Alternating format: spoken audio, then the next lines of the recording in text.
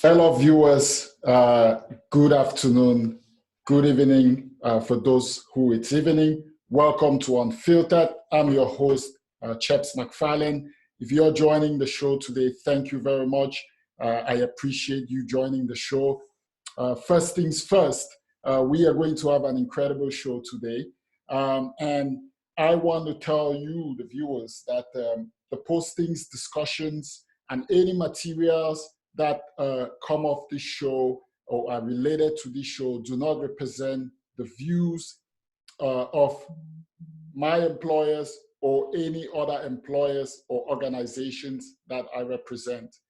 So let's get that out of the way. Thank you.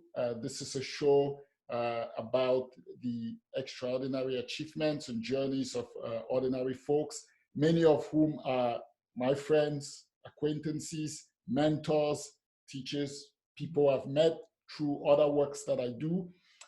And we're here to create an inclusive platform to provide an opportunity for folks to talk to us about some of the things that they've done and how they have been inspired, what has formed their worldviews, and perhaps inspire many of us through how they have overcome the challenges to get to where they are. So today we have a great guest. Today also being the final day of the Black History Month. We're going to be touching on a few things related to that. But we do have a great guest today. I'm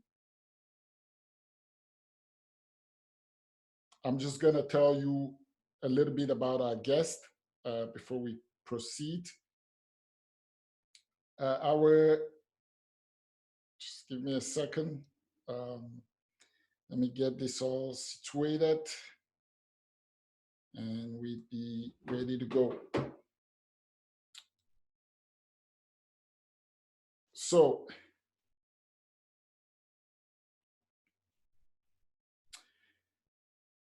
all right, there it is. Our guest today, ladies and gentlemen, is Miss Frida Mambo. Miss Frida Mambo wears many hats.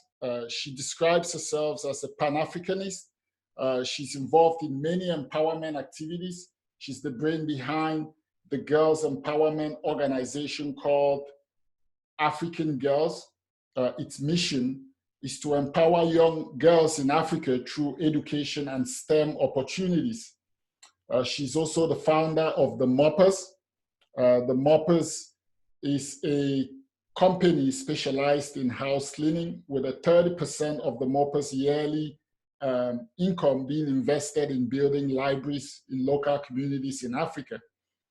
She also runs Africa Space platform, which provides a medium for Africans to showcase their talents via presentations that are similar to like the TEDx presentations. She's got an academic background in political science, public administration, and public health. So that is the a brief about the guest that is going to be on today. And we're going to have an incredible conversation. I also just want to let our viewers know, in case you've been wondering, the way we are set up currently, when I'm on air, I cannot really see at the time being who's looking and making comments.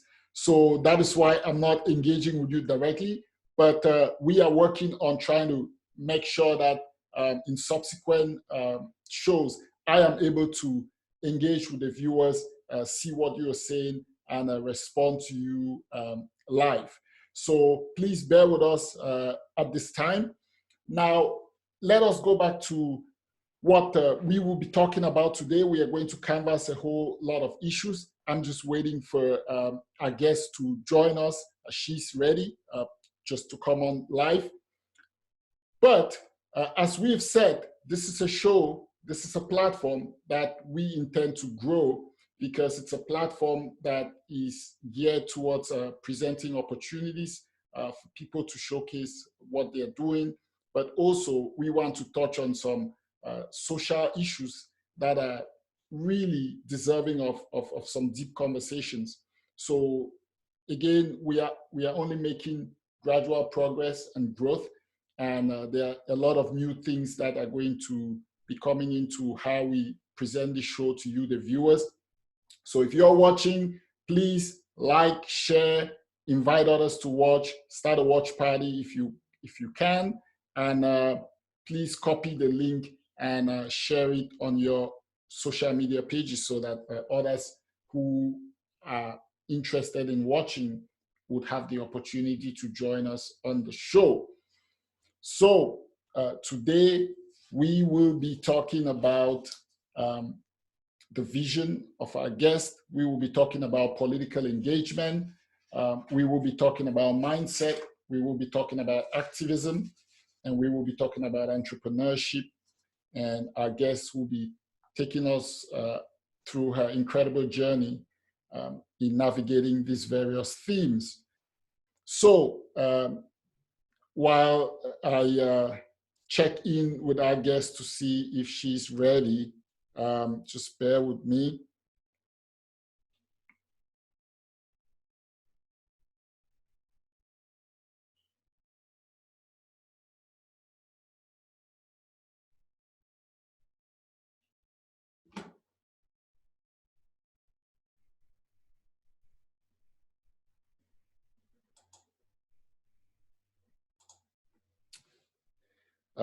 I'll just try to get our guest in.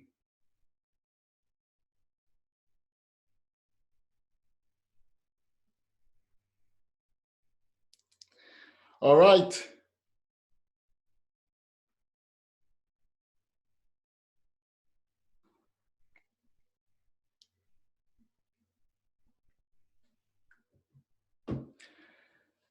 Also, I would like to inform our viewers, thank you if you're watching. If you're just joining the show, this is Unfiltered. I'm your host, Chaps McFarlane. We are ready for an incredible show today, ladies and gentlemen. You know what to do. If you're just joining, like, share, invite others to join the show.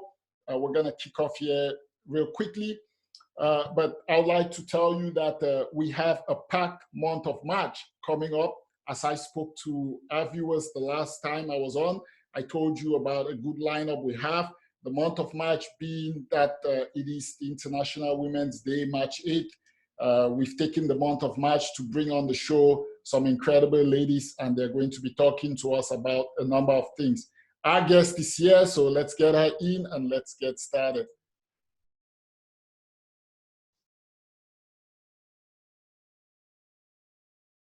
Hello. Hello, Miss Frida Mambo. I think you are just about coming. Okay, there you are. How are you doing? I cannot hear you. Let me see what is happening here. Okay, my computer thing was muted. Let me all right. This up. Where is it? Okay. Are you good to go? I am good to go. All right. Well, it's a real great pleasure to have you on the show. Before you came on, I was just telling the viewers a little bit about your background and some of the incredible things that you do. So, fellow viewers, this is Miss Frida Mambo. We've talked a little bit about how, why don't we get right to it? So, why don't you, on top of what I've told the viewers, tell us a little bit about yourself, your story, and yeah. Well, Mr. Mark, thank you for having me on here today. I actually did not know that you were running a program like this until you reached out. So I am grateful that, this is happening. I don't even know why I'm on here because I'm not that of person to be oh, come on here, but you are supposed to be on here. People deserve to hear the kind of things that you are doing, which are incredible. So, Oh, well. Well, thank you so much. There is really nothing to talk about when it comes to my story. What is even there? apart from the fact that I grew up in Bamenda, the northern region of Amazonia, of course, I was raised by a single parent alongside 4 siblings and a host of cousins. Went to UB and did political science. And then after that, I worked at the Baptist Health Center as a project coordinator for an HIV-related project. And then I moved to the US. I came here, I did a second bachelor's in international relations and human rights, after which I did a double master's in public health and public administration. I just recently completed my doctorate in public health. Yay! Congratulations. Thank you. That Yes. has been a huge challenge for me. Wow. That it's over. But yeah, so those are, you know, the things that I've been doing. Well, in 2016, I started an organization called African Girls. Right. You know, the whole purpose of empowering, you know, the African girl. In 2018, my brother and I started a company called UGAPS, United Global African Brands and Supplies. Right. And United Global African Brands and Supplies. So it's ugaps.com. Mm-hmm. Yeah, and what we do, it's similar to Amazon. Actually, it's the whole, you know, it's like the Amazon of Africa, the African Amazon, right? Yes, so it's like the Amazon of Africa. So what we're doing is selling African products to, you know, people in the diaspora, both Africans and African Americans, or, you know, Caucasians. So we are of course selling the African culture. So that we started that in 2018, and then in mid 2019, I started a cleaning company called the Moppers. The Moppers is a, you know, residential and commercial cleaning company here in Birmingham, where I reside. And then sometime towards the end of last year, I also started an organization called Africa's Space. Mm-hmm. I guess I'm going to talk a little bit about that. We're gonna talk about all of that, but you've canvassed right. You know, quite a bit of it. But I gotta tell you, first of all, so it's Dr. Mambo.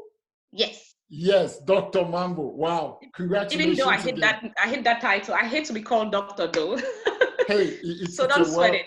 It's a well-deserved title. So, you know, embrace it and shine on it. And also, thank you. Another interesting thing is you reside in Birmingham, Alabama. Correct.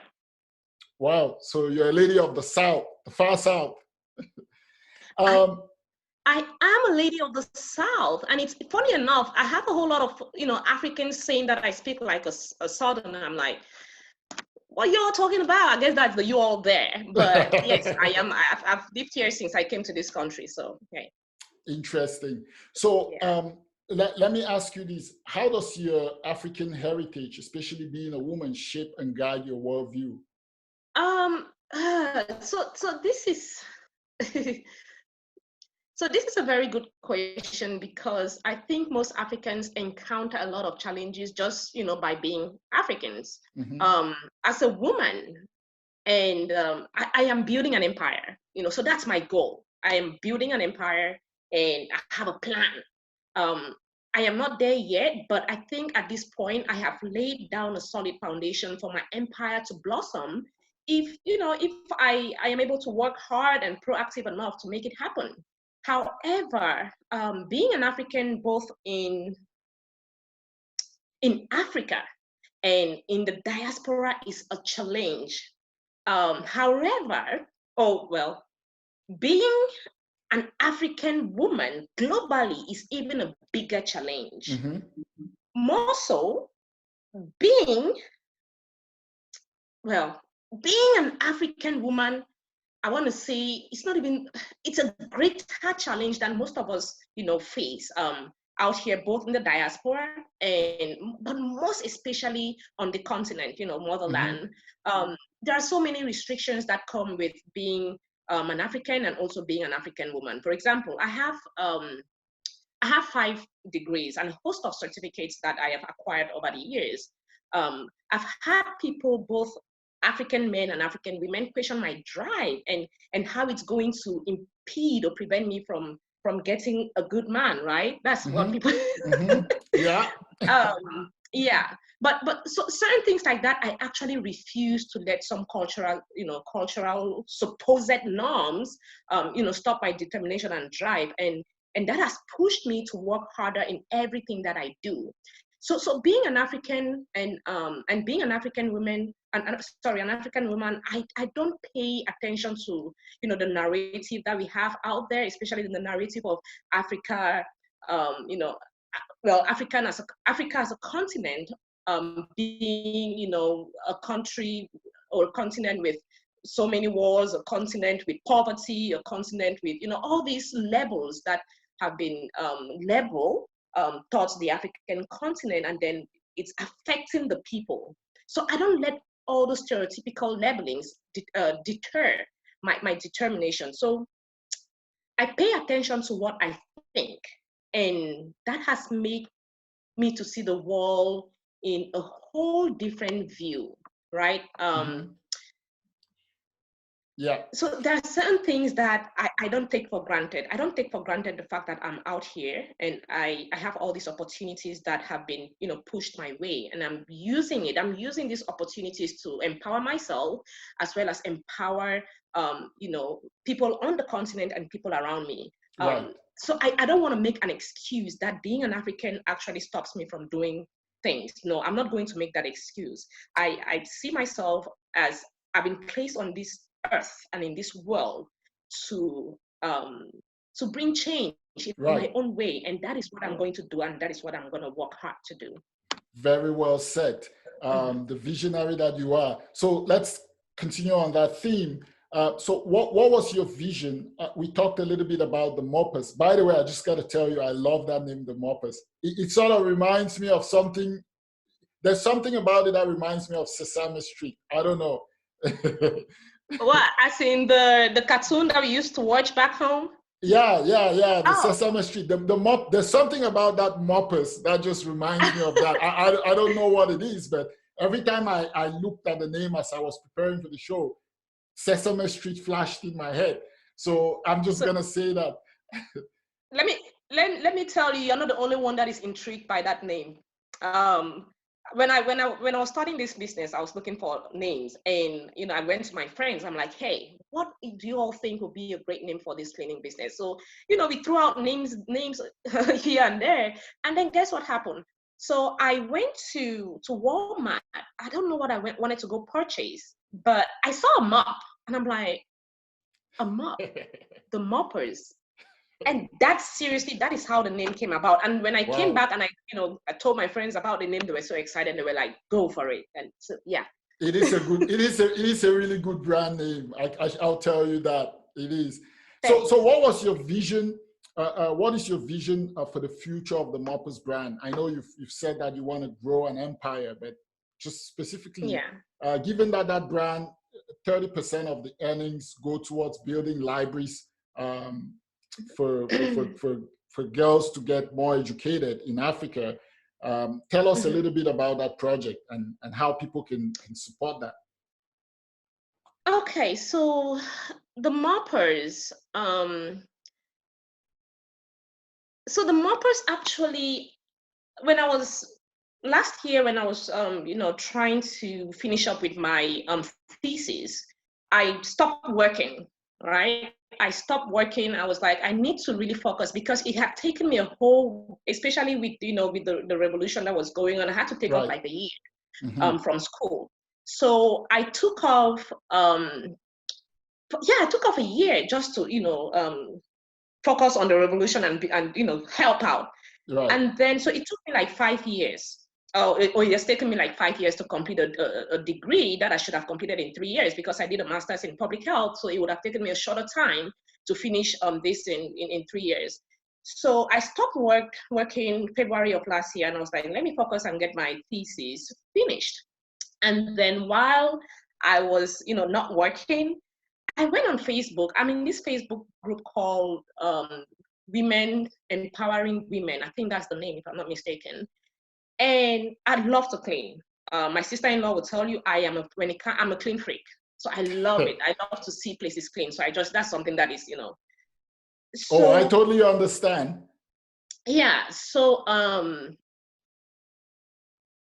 I went to this Facebook group and I was just looking at what ladies were posting, and this lady had posted, she was kind of trying to encourage people, and had, so she started a cleaning business, and in 6 months she had amassed $500,000 just from doing that business in 6 months. I was like, oh my God, it seems like there is money in this cleaning business. So I said, you know what, let me do my research and figure out what is going on here. I went ahead and just did some research, and I realized that cleaning business in this country makes a whole lot of money. Right. So I started, branching and getting my foot into it, and like, okay, let me see how this is going. But hey, as much as I want to do it, I really don't want to be cleaning. So I was like, I'm gonna get people to help me clean. So the business took off, and I'm very good with talking. I like to network. I like to market. Those are things that are really really easy for me to do. So I got into that, and it was easy for me to reach out to people, to talk to people, and network. And so that got me going, and I did get a whole lot of clients when we started, and got me some few workers as well. And as the business continues to grow, I am doing more research and looking into the prospect of expanding, which is probably, so right now we are thinking of opening a branch in Dallas. Um, we are also thinking of franchising the company. And another thing that most of my clients ask when we go to clean their homes is a cleaning, what is it called? Cleaners, right? Cleaners like clothing cleaners. Right, right. Yeah, so that is something that I'm also looking at when it comes to expanding the company. So I'm also looking at opening a cleaners that is going to be attached to, it's going to be like the Moppers cleaners and all that. So there are several things that I don't want to, Sure, I totally understand. yeah, but there are several things that I'm looking at when it comes to the Moppers, expanding. Yeah. Right. So, sort of, just to follow up, what sort of, where have you guys invested in any libraries yet, or could you tell us a Oh, little bit yes. about that? Yes. So there is a library in Kenya that we are actually working with. Okay. Um, it's called the Slum Library Initiative. So I've been working with this library for the past 2 years now. So what they are actually in need of at this moment is to expand, open up the space. So they have a very small space that houses more than 500 children. So you have children standing on the line in front of the library to get in, um, to get into the library and study. So they have to take turns going in and out. Mm. So what we are trying to do is expand that library.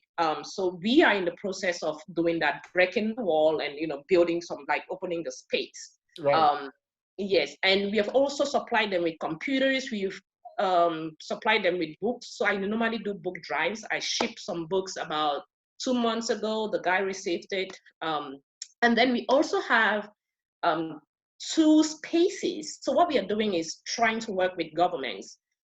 We have two spaces in Uganda right now. They're like spaces to build a library. Right. So all we need, and this is like free for free. Right. So all we need is the finance and the workers to go build us a library. So yeah, so those are the efforts we've made so far with concern to the library. Interesting. That is very good. And we'll talk at the very end about how people can support those efforts. But Okay. let's transition to some other thing you're doing. You are really a woman with many hats. And by the way, I love that tie that you have on your head. Thank you. I'm a Pan Africanist. Yeah. That's why I was acknowledging that. So tell us a little bit about Africa Space. I find that initiative very interesting. So Africa Space is a new project, one of my new pet projects. In simple terms, and I don't want to talk more about this because there's still so much that we are working on in the back. You know how some of us Africans are very excited when we're doing things, we put it out there and then we don't make it happen. So, but Africa Space is similar to TEDx. Right. However, Africa Space is for Africans. I think that we need to start telling our own story. Right. I think that we need to showcase our creativity. We need to showcase our innovators. I think that we need to have our people invest in visionaries, right? So that is the whole concept behind African Space. The thing, telling the African story by the African people. Very, very good. That is a brilliant initiative, and we will be looking to see how that grows. And I think that is a very important initiative. We need to tell our stories more, and we need to support each other more. Could you tell us a little bit about what do you have to say about we're just transitioning to something else. What do you have to say about the threat of the coronavirus that is now, I think Nigeria has just had its first case. It's now causing a lot of commotions around the continent, and understanding the continent and some of the challenges that many of the various countries have with, healthcare systems and things like that. What is your thought about, the strategies, if there's any that you've seen out there on how our African countries are going to fight against this new challenge, coming from a healthcare background? Yeah, so as a public health specialist, this is a big deal for us, because this infection is gradually becoming a pandemic. I mean, we've heard, I think it's spread to a whole lot of different countries. So right now you have, I think I was reading in somewhere early this morning that, you have about more than 2,800 people that have died globally. I think that was a World Health Report though. And then more than 85,000 infections like currently, and which is of course is still growing. I think about 53 countries have confirmed cases of the virus so far. And then amongst them we have Nigeria, we have Egypt, we have Algeria, and these are all in Africa. Right. And I think each of these countries have detected just a case. Now, with the case of, or the last I heard, with regards to Nigeria, it was a false alarm. I don't know how true that is. I read something somewhere that they tested this person and this person is not carrying the virus. Right. Yeah, so I'm not sure about that. But countries that are vulnerable to the virus in Africa, you have Nigeria, you have South Africa, and you have most of these countries that have a whole lot of foreign visitors. Right. So, yeah. I think that if there is any country right now on the African continent that is prepared for a possible pandemic like this, I'm going to call it pandemic because I mean it is a pandemic right now. Yeah. Yeah. It's South Africa because I think they have a really good healthcare system that can handle something like this.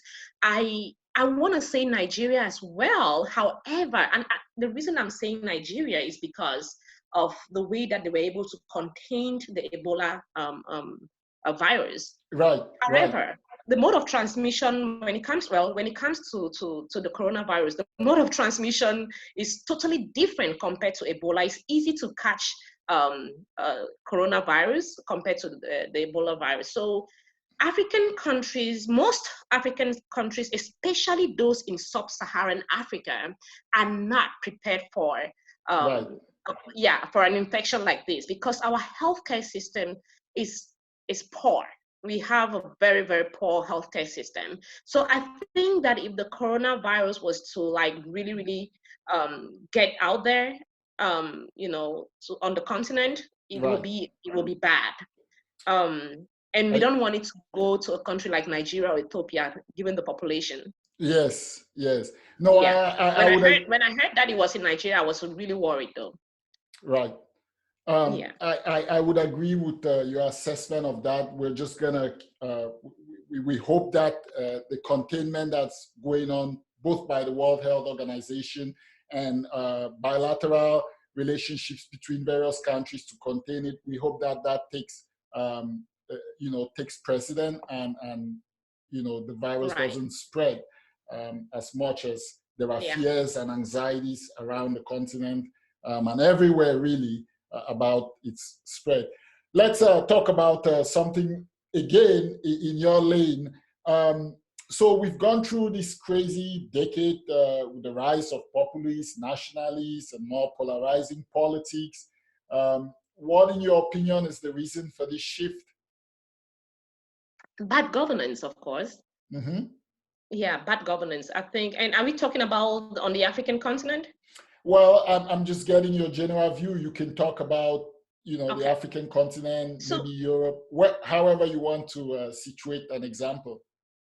because I am an African, a Pan Africanist, I'll stick with my people.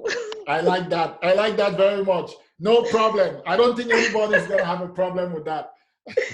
Okay, so we see a rise of, a whole lot of young people speaking up, a whole lot of young activists, talking about the issues that are happening in their country or in their various countries. There is this young lady, where is she from? But there is this young, I think is she from Benin or Chad? One of those, Benin or Chad, I've forgotten her name. Farida something. Her voice is so strong when it comes to condemning the atrocities of our government that every time that I listen to her, I read her, it is amazing. It is amazing the number of followers that she is empowering to become Mm-hmm. like her. Mm-hmm. It's amazing the message that she passes across. Our African governments have put us in a situation where, or leadership, let me not say, leadership has put us in a situation where it's like we are beggars, we are beggars in our own countries. One of the things that I most especially, I am very comfortable doing, which I'm sure most of, you know that as well, is speaking up for, a whole lot of atrocities that is happening. Mm-hmm. And I am so comfortable doing that because I think that leadership needs to change hand in most African countries. Um, you see all these young people. You have, more than 60% of, is Of it our, more than 60 or is it, 65? yeah. Are you talking about our populations that are under the age of 30 on the Yes, continent? Yes. yes, Yeah, you're right. yes. So look at, and most of them, look at the number of young people we have on that continent who are going without jobs, who are, just going through different routes just because of going through different routes to get to Europe or to get to this country. Mm-hmm. It is amazing. So you have all these young people who are now becoming so aware of the changes that they want for themselves and the changes that they want for their families. So Mm-hmm. they are putting their voice out there.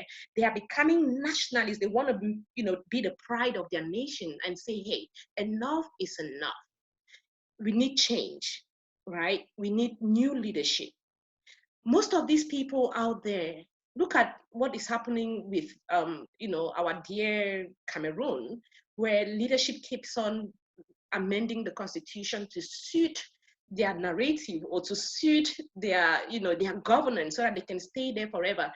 So things like that, it pisses people off, and it's like, okay, when will this stop? So I think that's what those are the reasons why we have all these young people that are becoming aware of what they need to do to change their societies and their various countries and Right. becoming nationalists. Right. So how do we change politics so that it's about building our shared humanity, even though we might be in different geographic spaces, call them countries? You have identified that there is a rise of activism, especially within the younger populations, because we want to change the course for our future and for those who are coming behind us. But how do we change politics so that it's about building our shared humanity rather than being divisive and negative? There is something about leadership that not everybody qualifies for. Right. Yeah, leadership is unique, and when you see leadership, you know it. And I think that is what most of us have lost focus when it comes to identifying the right leadership. Um, I think that for us to be able to change the nature of politics on our continent, that is going to enable, you know, enable a stronger community or a stronger society, we have to be able to identify true leadership, leadership that is empathetic, leadership that is humane, you know, and that understands the need of its people. Um, if we don't do that, I don't know how we are going to change politics in our various societies. But my thing, I think that leadership is our main problem. We have to be able to identify what a leader and who a good leader is. Mm-hmm. Yeah. If there's anything you want to add on that. No, you're absolutely right, because Okay. it starts from leadership, and Mm-hmm. and the leaders sort of set the tone, set the Right. pace, and set the vision. The Bible says that my people perish because of a lack of vision, Knowledge. so Yeah. of knowledge. So you're absolutely right that to change our politics, we have to change the people that we elect to the political offices. These have to be people that are more concerned about how Yeah. we build rather than how we divide. Mm-hmm. Although, in most cases, sometimes politicians make the calculation that divisions are better for them and their Mm-hmm. political careers, rather than bringing the people together and building a strong communities. So Right. that is my little follow up on that. So I wanted to ask you this: how can we hold our politicians more accountable to the people who elect them, and deter them from catering to corporate interests or wealthy, backers and donors? Do we need some kind? Do we need a people, like a true people's crazy revolution, where like, what do we need? Because it seems as if we always say that, there are wealthy people who influence politics, but we keep electing, politicians who cater to these Mm-hmm. wealthy people's interests rather than the interests of the majority of the people. And yet we say democracy is, power by the Mm-hmm. people, for the people, and to the people. So how do we change this? I think that there is no way that we are going to stop um, leaders or politicians to, cater to the interest of their wealthy donors. However, maybe what we can do is to make them understand the priority, like who is the most that you have to prioritize on. Is it going to be the people that you want to serve, or the wealthy donors? We are not going to stop them from, catering to the needs of their wealthy donors, because hey, they got them where they are, right? Mm-hmm. They are the ones that these wealthy donors make them to become who they are today. So they are always going to cater to the needs of those wealthy donors. But however, what about the people that you came to power, to serve, right? Um, One of the things that I think is we are people, and I'm gonna go back to the African continent. Right. um, Africans need to understand that for them to be able to succeed, for them to be able to live in a country that flourishes with, riches, and they can be able to go to work and, earn high incomes, not, $1 a day, or not have an entire family feed on $1 a day. For them to be able to do that, they as a people have to that they have to stop with how is it called? I'm trying to get a name. So okay, let me give an example, Mark. So see what is happening with, Cameroon right Mm-hmm. now. And we have all these young people that have no jobs, that are, are still living with their parents. However, they still go and vote for the same government that has left them in that situation, or that have put them in that situation where they are right now. We have graduates. We have graduates. And do you know the percentage of literacy, the literacy rate in Cameroon? Well, we have one of the highest in Africa, don't we? Yes. Yep. Yes, we do. We have one of the highest literacy rate in Africa. So when you look at things like that, and then you look at, the economy of the country, which encompasses employment rate, corruption and all those things, you're like, what is happening? So when you have all these, people that are in need of a better life, yet they are still supporting the same governance that is leaving them in destitute, or as destitute, you're wondering, so what are we trying to change when we have not changed ourselves?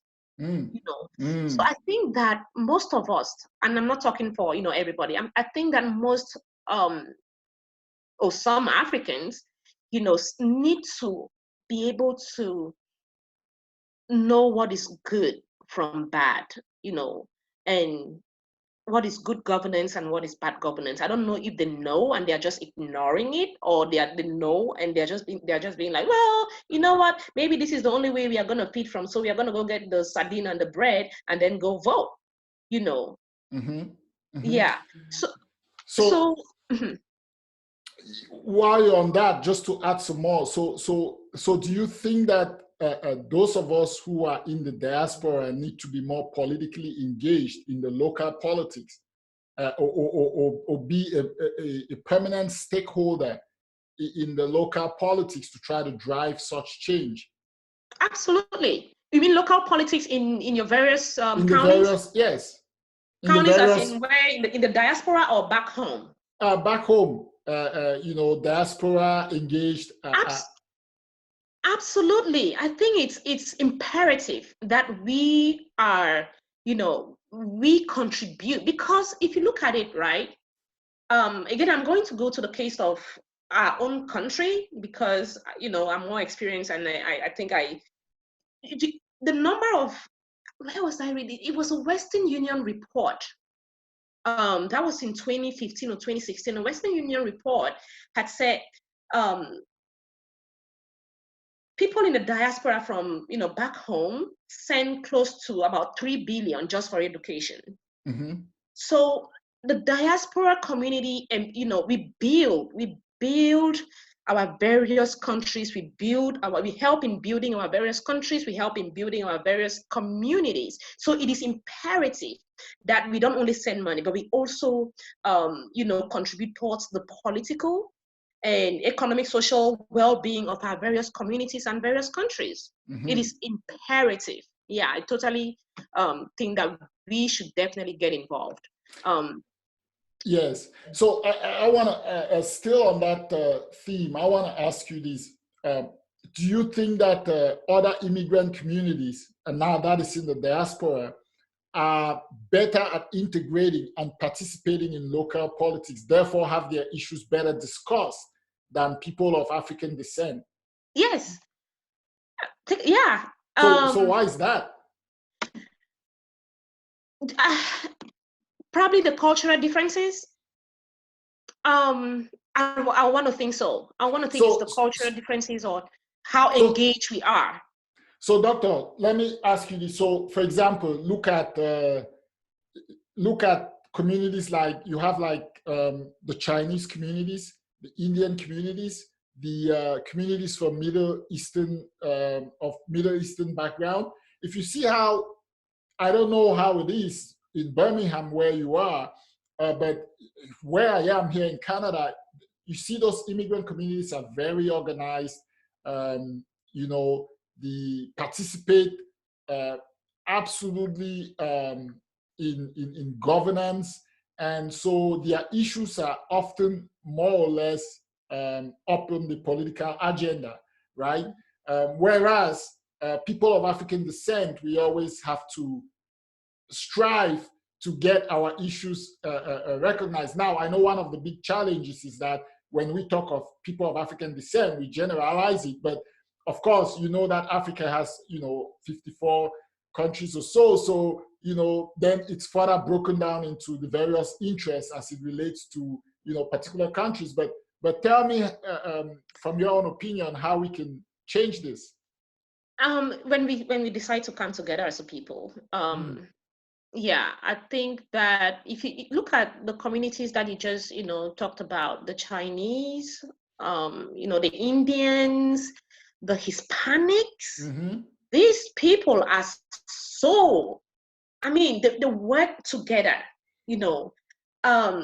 But when it comes to our African communities, our voices are so separate, and like we it is, I don't know if it's because of the history that we went through, but we don't know how to work together. Our voices are very disjointed, and that is why we face a whole lot of problems. So when we come to that point where, we'll have a united voice and channel our issues as one, as a people, as Mm-hmm. Africans, or as Amazonians, as Nigerians. Maybe I think Nigerians are even way united, but when we channel our issues as one, and then we will be able to, it, well, whatever the question. Yeah, we'll be able to get an agenda that is also Afrocentric, right? And Afrocentric, correct. yes, Yeah, and absolutely. also that addresses many of the problems that we know plague the continent. So now let Yeah, me and I ask mean, you. you agree with me, right? You agree with me that our voices are so disjointed that people don't actually, listen to us because, it's different. We have so many different stories to tell. We have so Mm-hmm. many different stories to tell. We have so many different views on maybe something that is, so and that is our main problem. Mm-hmm. And I think that it's really stopping us from, growing as a people. You are absolutely correct. And I've often pondered how we can overcome this challenge. And I don't think I have yet stumbled on the solution, but I will continue to search. And I know people like you are also thinking about it. So that's a Yeah. good thing. Let's talk about the Cameroons. Okay. What do you make of the conflict that's ongoing there now, and why is African leadership not fully engaged to solve this problem? I think this kind of segments from our last discussion. Yeah. Well, because they are one and the same people, most of them. Most of our African leaders are, one and the same people. They are clapping each other, tapping each other on the back. Bo, good job, because, um, and we, like I said, you know, we are not a united people. Um, History has malfunctioned our brain, unfortunately. Mm-hmm. History has refused us to be the people that we were supposed to be prior to the history that was forced upon us. Mm-hmm. And that has messed up with our mental ability to think like real humans. Um, unfortunately, that is the problem. If these leaders, so for example, I'm still wondering why, I mean, I know he has said something, but Paul Kagame that has gone through something similar, right? Mm-hmm. You think that he will be singing and shouting and screaming at the top of his voice, talking about the genocide that is currently happening in Amazonia, but I've not heard him. And that is one of the leaders that I admire based on his, the economic well-being that he's, He's doing brought in to his country. Rwanda. Yes. Yeah, so I was hoping and expecting that with somebody that has gone through that similar experience, I mean, he will speak up. But if you look at his leadership as well, it's rumored that him, well, it's rumored that he is similar to the kind of person that we have in Yaoundé. Mm-hmm. Um, bearing down on people that oppose him, trying to shut them up and things like that. So most of our leaders on the African continent are in similar, situation where they have ruled their various countries for the longest time, and they will do everything to support each other. So I think that is one of the reasons why, the conflict in Ambazonia, between Ambazonia and Cameroon is not, it's not prioritized in the AU, which should be, because of course it's a current, it's a genocide, it's an active genocide going on. I wish that they could talk more about it. I know that I think a report came out, what was it? As the Human Rights Watch. Yeah, no. I think the AU had, I think they are convening a meeting between, there? You mean the Africa Forum on the Cameroon? Yeah, I think something like that. I've not read it. I just saw something, flashed on my screen, but I didn't read it. Yes. So I just want to remind people that this conflict we're talking about, it's the conflict going on in the Cameroons between the government of Cameroon and the Amazonian people. And this is a conflict that has left almost 15,000 plus people dead. There is over 1 million people who are both internally displaced and have left the country to go seek refuge elsewhere. There is over 200 villages, homes that have been burnt by government forces, destroyed. And for 3 years now, there's over, I think, close to 1 million children who have not been able to go to school as a result of this. So this is a grave crisis, and it really should be at the center of the world agenda, because when the genocide in Rwanda happened, the world collectively said never again. And yet we are in the face of something similar unfolding, and it seems as if everybody is distracted with everything else that's going on. Not to diminish whatever is going on elsewhere, but to say that as a humanity, as a people, we need to get our priorities and act on them. There's no need saying responsibility to protect, never again, and then the same things happen, and it takes forever for any organization, be it the UN, the AU, the European Union, or to take significant action. So just wanted to point that out. Let's move into something more interesting. Let's talk about mindset. You live in Alabama. Given the historical significance of Alabama in the civil rights era, how has living in Alabama shaped your perspective on the fight against inequality and race relations? People always ask me, how do you live in Alabama? A racist state. How is it that you've lived in Alabama all this while? What are your experiences? Have you had, any racial, I'm like, no. It's there. It's absolute. You see it every day. Maybe on TV. But I have never gone through any. Maybe I have, but I have just not paid attention to it. But Alabama is one of the, the bedrocks of, when it comes to racial discrimination and, the historical slavery thing. And I think that the people of Alabama are trying to make up for the past, in the sense that I have come across so many people, especially while I was, in school. I've come across so many people that have expressed their sorrow, how things were being done back there, how what they feel about it, and what they are doing to make sure that things like that are not happening in today's society or in today's Alabama. Sometimes when I share that with friends, they'll just be like, well, they are pretending, they still do these things, they come to the front and pretend and go to the back, and but I think that this is a tough one though. You think there's a real effort though to sort of move beyond that history and to actually, for lack of a better term, make reparations or change Right. I the think future? so. I think that there is an effort to make reparations, and I mean, you would definitely have some people that, not only in Alabama, in other states as well. You definitely have some people that still think like, this place does not, it belongs just to Caucasians. You Right. definitely have those people, but at the same time, you have majority of the people who think differently. Um, but when you talk to and when you talk to African Americans here, the whole perception is different.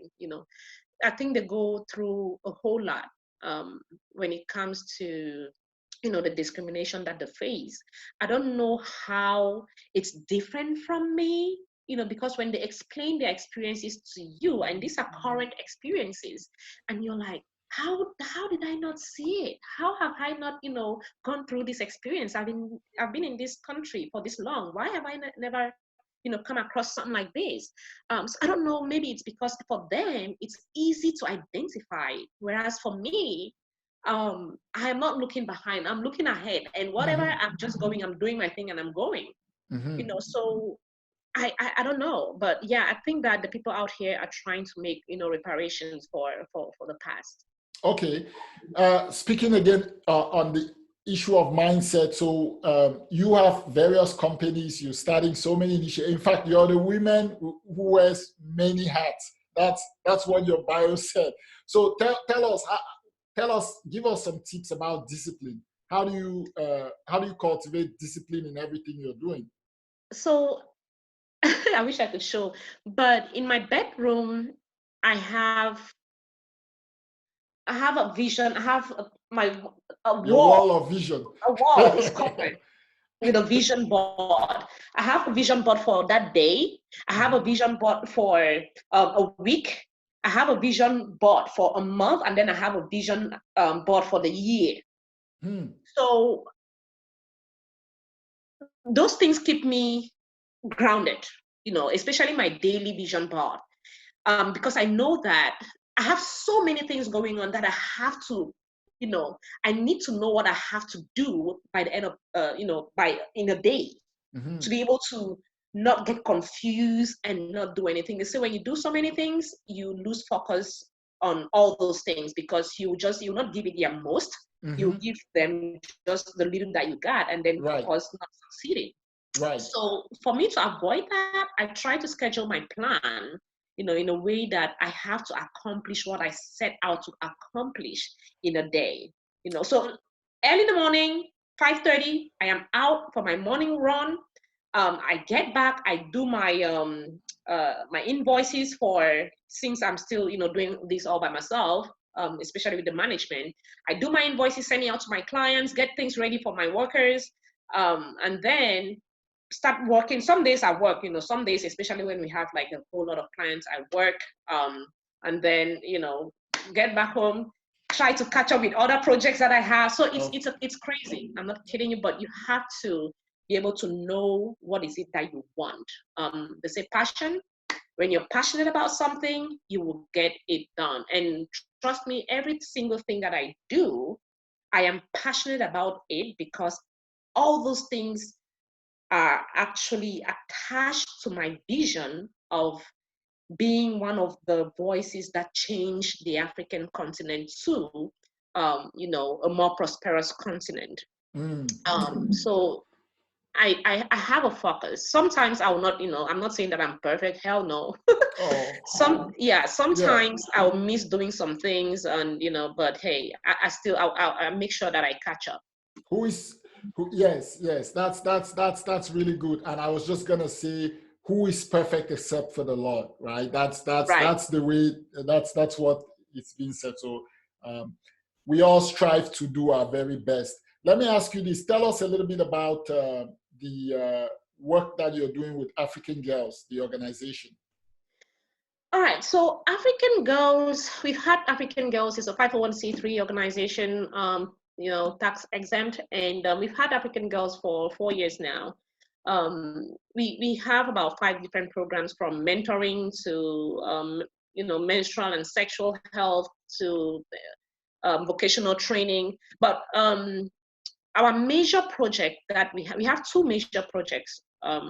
Well, actually three major projects that we are currently working on right now. The mentorship. So what we do, how you and I, we are all from, Africa, and we didn't know this thing about, did you have a mentor while you were growing up, Mark? No. Somebody that guided you and maybe, yeah.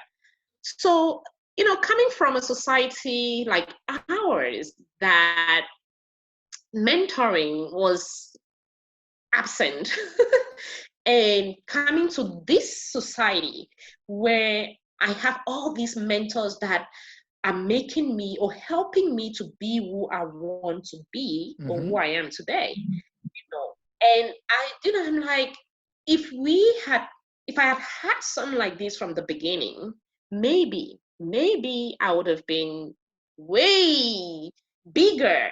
I'm not, I'm still struggling, but maybe I would not be in this struggling stage right now because maybe I would have applied those concepts way when I was younger. And, so our mentoring program, we match our younger girls to older girls. So for example, if you apply to the program and tell us that you want to become, and in your application, you state that you want to become maybe, let's say, a banker in future. So what we do is that we kind of talk with you first, and then we match you with an older girl or an older woman that has gone through, education and are in that banking career. So we match you with that person. That person helps you out from, and you can get more than one mentor. You can get 2 mentors or 3 mentors. That person helps you, or those people help you out from where you are to whatever stage you want to go until you decide that, okay, I think I'm done with you. So that is what the mentorship program is all about, guiding our girls through their career, educational and career background. The other major project that we have, so the One Community, One Library project that we have that you and I talked about earlier is under African Girls. Yeah, so my goal, and this project was injected into the African Girl organization last year.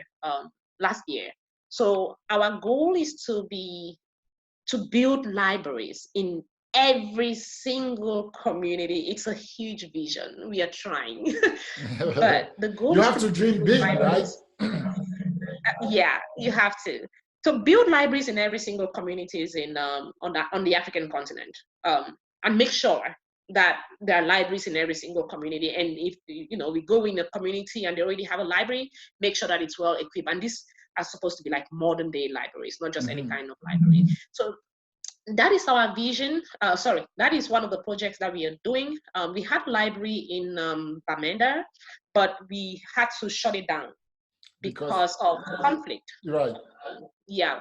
So we had to put that aside. And then the one in Kenya that is currently going on right now, we are expanding it. And then, like I said before, we have 2 spaces in Uganda, and I actually have somebody that have reached out to me from Tanzania as well that they want a library. But the goal for this project is to actually reach out to influential people that can adopt communities and build libraries in these communities, right? So reach out to some of these money to the money makers.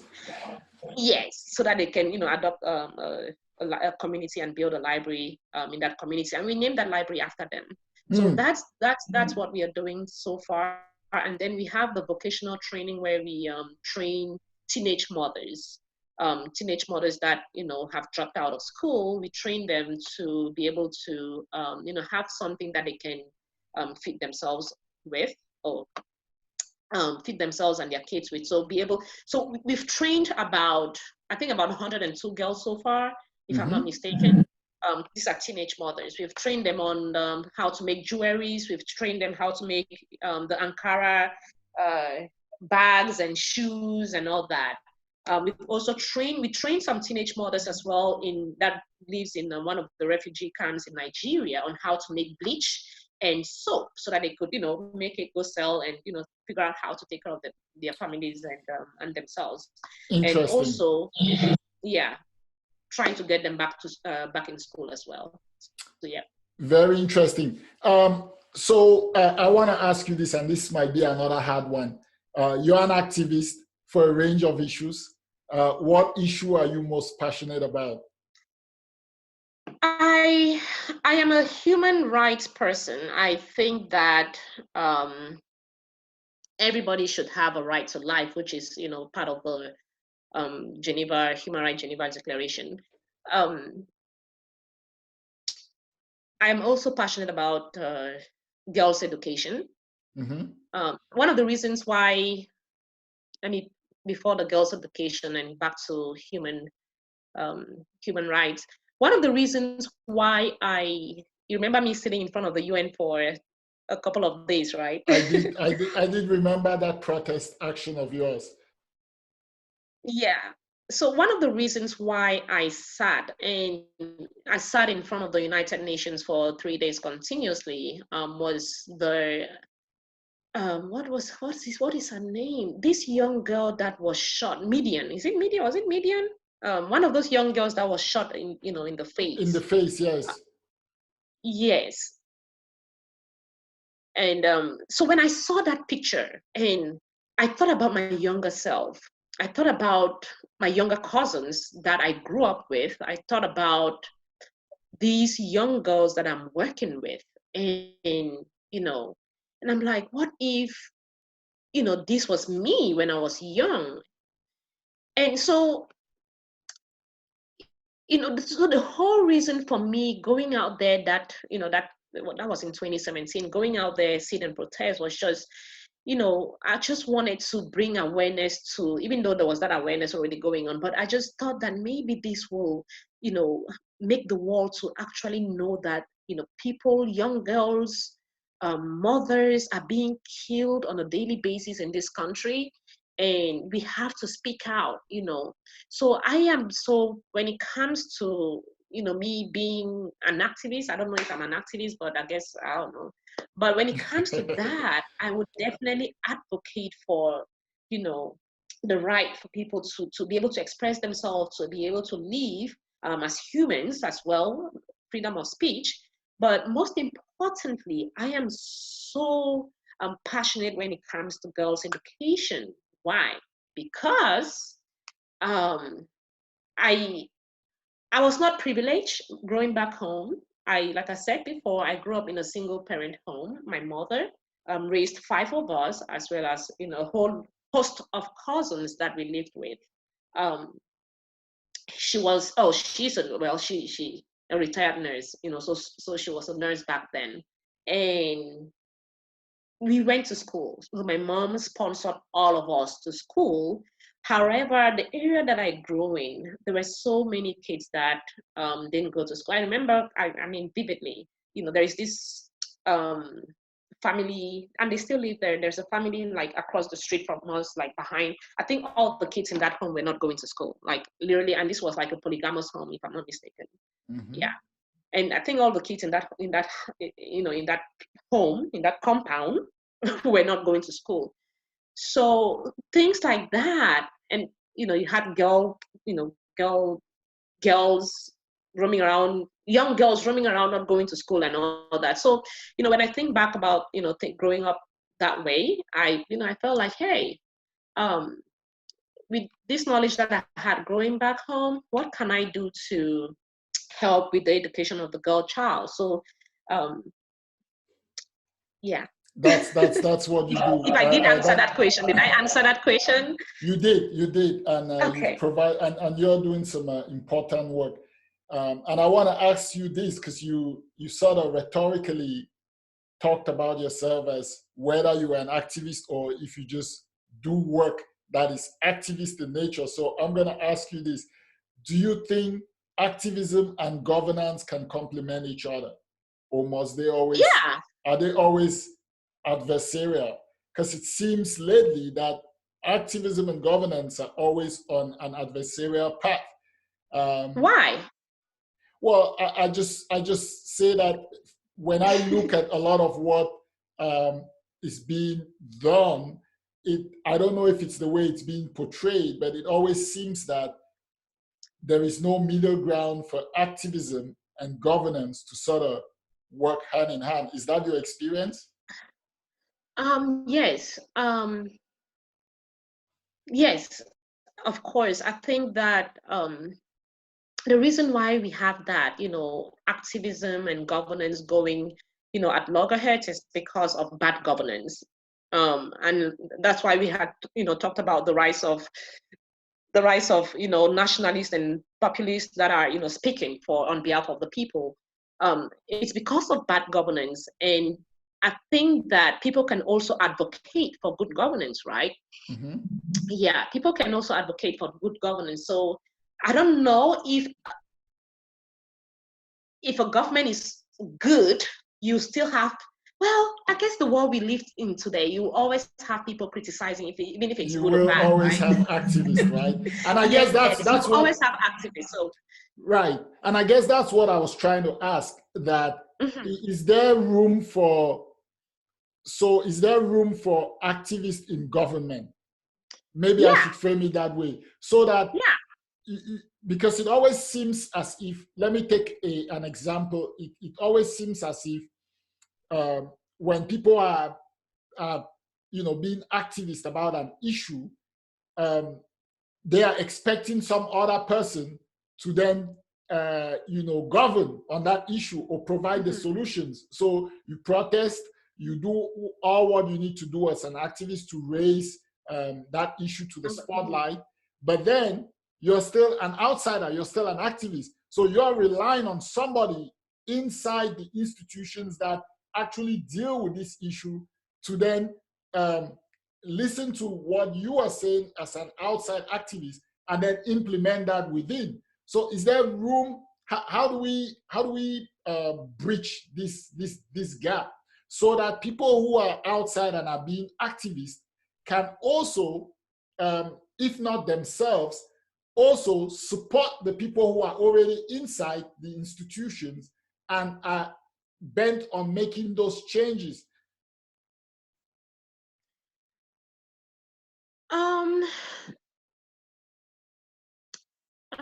Okay.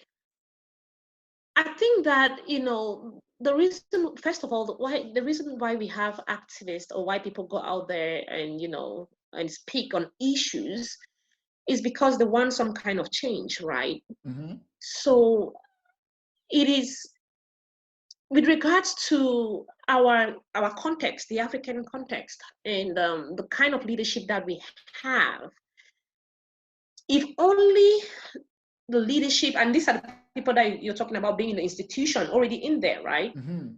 Yeah, so if only our leaders that are already in the institutions can listen to some of these critics or, these activists that are bringing up some of these issues, if they can listen to them and tweak or figure out how to implement the changes that, the activists, which I'm thinking are speaking on behalf of the people, or some of them are speaking on behalf of the people, if they can listen to these activists that are speaking on behalf of the people and then implement those changes, that will work. But with the kind of institutions or the kind of governance and leadership that we have that are always ready to, fight, it's Bring na down na the na hammer. now, so there is definitely a problem. There's definitely Mm-hmm. going to always be a problem.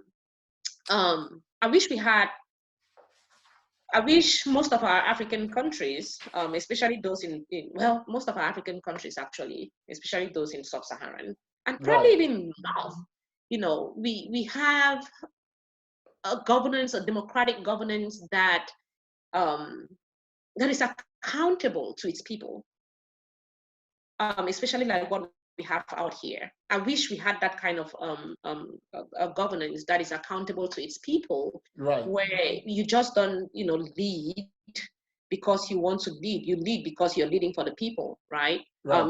You just don't lead because you're leading for your donors or your wealthy donors. No, you're leading because you're leading for the people. Even though you're still, you still have your donors to thank, but at the same time you've prioritized on, your people and the economy and all those things. But yes, activism in Africa there's always going to be a clash between the activists and the leaders. That's what I think. Personally, that's what I think, because our leaders are not ready to listen to us. Right. Yeah. Interesting thought. And, we're going to see how, maybe with the ushering of new leadership across the continent, especially if leadership begins to bring in a lot of these young people that we've identified, makes up majority. That's the blessings that Africa has. It's the vast majority of young people. Like we said, 60% of the population are under the age of 30, right? So that's a huge resource. If we can start to bring this into governance at the local level, at the local community, local political level, right up to the national leadership, then I think we'll have some energy to be able to bring about the changes that we all hope and want to see. I know that time is of the essence. We had a lot of things to talk about, but just before we wrap up, I want to talk a little bit about this theme, entrepreneurship. You are an entrepreneur. What are your thoughts about entrepreneurship, especially in our immigrant communities, engaging small businesses outside of regular employment? What are your thoughts? It's a little bit challenging, and I'm gonna say this based on my experience. Coming from, again, coming back to our culture, coming from, most Africans are, when it comes to things like this, most Africans are introverts. We don't know how to go out there and fight and be proactive and get the things that we want. We are very, very shy when it comes to networking. So most Africans find it very difficult to start businesses out here in the diaspora and even back home. One of the things that I have a networking event coming up on the 28th here in Alabama. So African women in business in Alabama, and I wanted to have that networking event because I have spoken to a whole lot of women across the board here in Alabama, African women here in Alabama, in Birmingham, that are into business, and their businesses are so they are just where they started. It's not growing. They are not, using resources out there to build their businesses because maybe they are not, with the few that I've spoken with, they did not even know that there is this resources for, available for a woman-owned business and all that. So we are very we are introverts when it comes to going out there and getting things done. And I think that I always say that our culture has limited us from a whole lot of things, especially for myself being a woman. I was speaking with a lady the other day that wants me to help rebranding her braiding store. And well, I went in there to get my hair braided, right? And I looked at the place and I was like, damn. And I called her. I said, Aisha, this place is horrible. Now you cannot have a braiding store, right? This is a braiding store. This store, and she has clients that come in every now and then. I mean, she has a good number of clients, but I'm like, you're not thinking how you want to expand. You're not thinking about growth, are you? She was like, what do you mean? I said, because if you were thinking about growth, I was here. So I had been to her place about 2 years. That was like 2 years back, and went there in January. It was January something, and it was the same. The same as it was dirty. There were kids running around and touching clients. Clients are sitting there for 5 hours. They are paying you $200 to get your hair braided, and you cannot even give them like a snack, maybe like a soda, a can of soda or pop, and maybe a bag of chips. So I was like, girl, you need to rebrand. You need to get And she was like, okay, maybe I'll do that. And then she calls me and wants me to help her rebrand. So I go into her store And I had to look around. I said, okay, these are the things that we are going to do if you really want to rebrand. These are the things that we are going to do. You have this room that you're not using, and you have workers that have kids. This room that you're not using, we are going to make it into a small, nice kids room, entertainment room for your workers' kids, and also because sometimes she has clients that, bring their kids to the store. So we'll make it into a small entertainment area for the kids that, are here. And then we are going to change all the chairs. Her chairs are so messed up, like seriously messed up. We are going to change all the chairs. Every time somebody finish braiding a client's hair, they have to clean their space. They don't do that. Not like right now, they don't do that. They only wait until the end of the day that they sweep all the dirty. I'm like, Aisha, you cannot do that. So I gave her a list of the things that we're going to do and gave her a price. And it was not expensive. I said, if you buy some of these things that you will need, and I will bring in the painter, and because I wanted us to change the color. I said, I'll bring in the painter. So I gave her an amount that was like reasonably good, like good. I've never rebranded before, but I know how to go about it. Mm-hmm. So I spoke with one of my friends that is a branding, an African American lady here that brands people's businesses. And I spoke with her. I said, this is the situation. So she gave me a budget. I cut that budget into half, and I presented it to the lady. I said, this is what you're gonna pay. And she looks at me and she says, Frida, now you go kill me. She's like, Frida, there's no way. And this lady, Aisha, has been here for probably like 22 years, and she has a bachelor's degree. And I'm like, you're this educated, and you cannot be, So she's like, Frida, I cannot this money, I cannot pay this money just for that. I'm like, do you have the money? She's like, yes, I have it, but I will not pay this money just for that to rebrand. What is rebranding? So that's the mindset. Mm-hmm. Mm-hmm. Yeah. So those are the things I'm talking about. And she's comfortable. She said, hey, if I have to pay this money, nope, I'm comfortable here. I have and she doesn't have new clients, and she's fine with it. And I said, do you have new clients recently? She's like, no, but I have my regular clients that always, Mm-hmm. And so that's the mindset. Africans, we shy away from trying new things. We are introverts when it comes to meeting with people, networking. And when we go to some of these network places, we don't talk. You see some African, if you go to some network place, you see African mono, because they don't have some corner. They don't want to shit.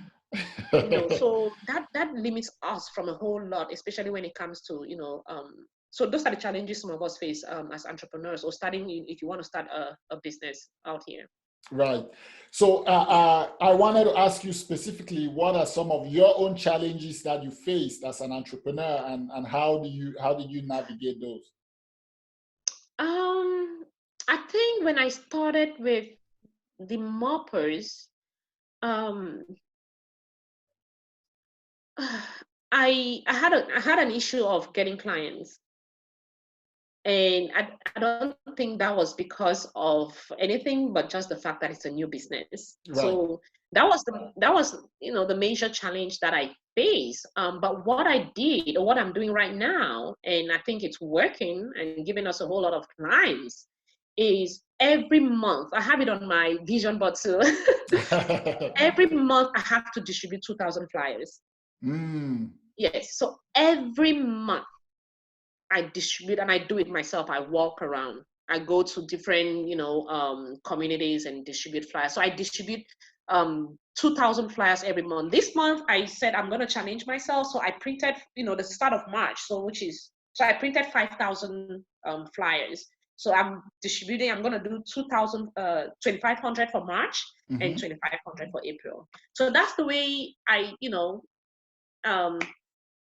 am trying to fix that situation by just, going out there, distribute flyers. And also, I talk to a whole lot of people. I am a talker. I like to, network. I can walk into a business, mean, I've walked into a business, just the other day, I walked into a business and handed everybody in that place my card. And they were looking at me like, who is this girl? Yeah, so we have to be able to, I mean, we all have challenges, Right. but we have to be able to overcome those challenges by, getting out of the box of our norm and doing things that we'll never do before. It's just, again, it's mindset. When you put your mind to it that you're going to get it done, you're going to get it done. Right, right. Yeah. So thank you very much. This has been a very Absolutely. inspiring conversation. I've learned quite a bit. I've learned about a vision wall. That is a vision board. A vision board. Vision board. Yeah. Vision board. That's very important. And also some of the techniques of putting yourself out there. One of the things, like you were saying, is that our people, we don't really put ourselves out there. Maybe we're scared of shame, of embarrassment, but really there is no embarrassment when you're trying to put your vision to life, because I think most visionaries have been embarrassed countless times. Most people who are successful have had people say no to them so many times. If you don't stumble and fall, you don't learn how to weather the pain and not stumble the next time. So very, very important lessons for our communities. And since this is the end of the month and the final day of the month, final day of Black History Month, I want to tell you happy Black History Month. And I hope you enjoyed it. And, other things in your community. I mean, you live in the epicenter of the civil rights movement. So I don't know how I'm going out today with some friends, some African American friends. So we are going to be having some epic fun to end the Black History Month. Very well. Miss Frida Mambo, now Dr. Mambo, thank you very much. Congratulations on completing your doctorate. It has been an absolute pleasure. There is a lot that we could talk about, and definitely I would love to have you on another time, and we can really dissect the issue of the conflict in the Cameroon, because I know that we are very passionate about that issue. We can really focus and talk about those things and how people can get involved to ensure that the world pays attention and brings that conflict to an end. Thank you very much for coming. Fellow viewers, thank you very much for joining the show. You wanted to say something, you can have the final word. Well, just so our people are, for those that are watching, and if you're thinking of starting a business, and you're probably thinking that, well, we have so many people out there, doing that particular, a business. No. Whatever you do, you have to put yourself or pride yourself that I'm going to be better than what this person is doing. Like, for example, this cleaning business, if I had looked at the statistics out there are a whole lot of cleaners out there, cleaning businesses out there. But so if I had looked at that, I would be like, okay, I'm just wasting my time. No, I told myself when before I started, I said, I'm going to do this and I'm going to be unique. I'm going to be different. I'm going to expand this business I'm going to make it a national business. And I'm going to add other platforms to this business. So I talked about the cleaners, and I'm also thinking of adding a moving company to the Moppers as well. So all these things, you can do it as long as you are determined, you are focused, and you know what you're doing, and you're passionate about it. So if you're out there and thinking that, hey, I want to do a business, but so person is doing it, which means maybe I'm not gonna, it's not gonna help me. No, get it done. Be unique, be different, and strive for greatness. Secondly, I am launching this Africa Space. We are not launching it yet. We are going to launch it next year in Rwanda, actually. But we have our first conference coming. Like I said, it's kind of like a TED-like thing, but again, it's just for Africa. So we have our first conference coming up in September here in Birmingham. And what we've already had some people apply for, to talk. So and these are, they're talking about issues that are happening in Africa, as you know, different places. We have somebody from Ghana, we have somebody from Nigeria, well, two people from Nigeria, we have somebody from Amazonia, and these folks are going to be talking about the initiatives that they are working on right now, and also innovation, like things that they you know, they have created and it's actually working. So if there's anybody out there that has an idea and wants to share that idea, please, our website is under construction right now, but which should be up. It should be up sometime by the end of tomorrow. We had to take it down to do some changes, but you can go there and drop the application. It's www.myafricaspace.com. And also, people can check out UGAPS. UGAPS is the Amazon for Africa, to put it. For Africa, yeah. For Africa, yes. You can find all kinds of African products, and it's a whole lot of things there that are germane to Africa on UGAPS. What's the website for UGAPS? Yeah. I've seen it on Instagram, and it's yeah, so it's the website is UGABS, UGABS.com. Okay. UGABS, so United Global African Brands and Supplies, and I mean it has a whole lot of things, like a whole lot. So okay, all right. Yeah. So there's that, and ladies and gentlemen, thank you, fellow viewers. This has been an incredible conversation with Dr. Frida Mambo. We will have her again on the show to talk about a lot of other things. Thank you very much for joining. Please, I love when you leave comments. I love to read your comments after the show. And please, we at Unfiltered are into the growth mindset. So we want to grow and do more incredible things with this space and platform. Thank you, Doctor. Have a great evening celebrating. Fellow viewers, have a great Saturday evening, and happy new month of March, which is coming tomorrow. Thank you.